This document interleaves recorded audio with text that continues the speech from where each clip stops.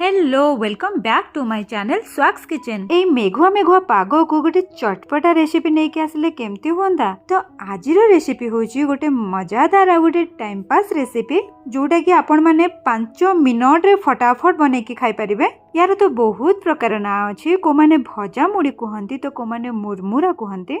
आपण मान एरिया रे याकू कोन कहंती मते कमेंट रे निहाती जणैबे। तो नमकीन मुरमुरा पाई मु एठी मुड़ी नै जाई छे।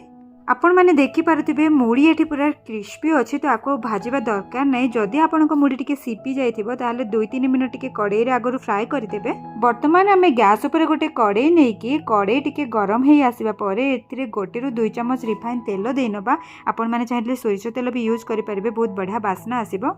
देन सेतिरे किछिटा कंचा बादाम को मु पकेई नउछि। आमे टिके फ्राई करि नबा ताको 2 रु 3 मिनिट। बादाम एठी हमर फ्राई हे आसलानी। वर्तमान आमे तेलरु ताकू आस्ते आस्ते छाणी की काढी नबा।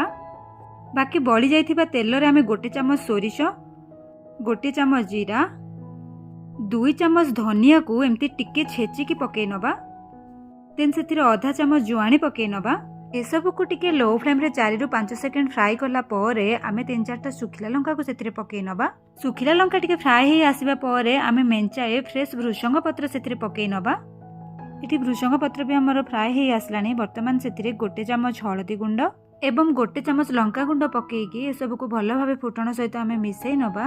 मसला एठी हमर रेडी हे सारिछि। वर्तमान आमे मुड़ी को सेतिरे आस्ते आस्ते करिकि पकेई नबा। आपण माने देखि पारुथिबे मु एठी अल्प अल्प मुड़ी पकेकी मिसौछि, जादर आपण मानकर चारि आडे मसला भल भाबे लागि परिबो। वर्तमान आमे सेतिरे भाजी रखिथिबा बादाम को पकेई नबा। देन सेतिरे स्वाद अनुसार लूण पकेई नबा।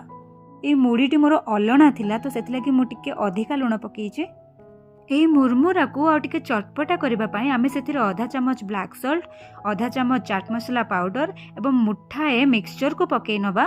देन ए सब को भल्ल भाबे पुणी थरे आमे मिसई नबा। वर्तमान आमे ए मुड़ी को लो फ्लेम रे आउ 3 रु 4 मिनिट टिके फ्राई कला परे गैस रो फ्लेम को ऑफ करि नबा।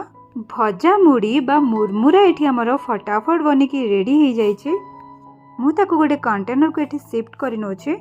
वर्षा पाग को ए चटपटा मुरमुरार रेसिपी सतरे एते मजादार आपण माने थरे बने की खाइले ही जानि परिबे।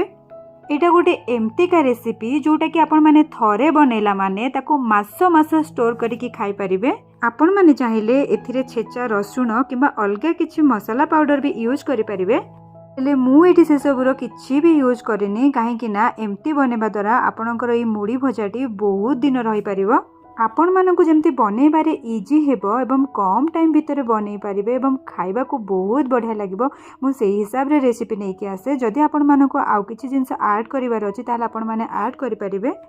एठी मु ए मुड़ी को गोटे एयर टाइट कंटेनर रे रखी नेछि। आपण माने देखि नियंतु तार लुक केमती कोन अछि। ओके, तो आज नमकीन मुरमुरार रेसिपी आपण मानकु केमती कोन लागिला मते कमेंट रे जणैबा को बिल्कुल भूलिबेनी। आज पई रहिली, बाय बाय।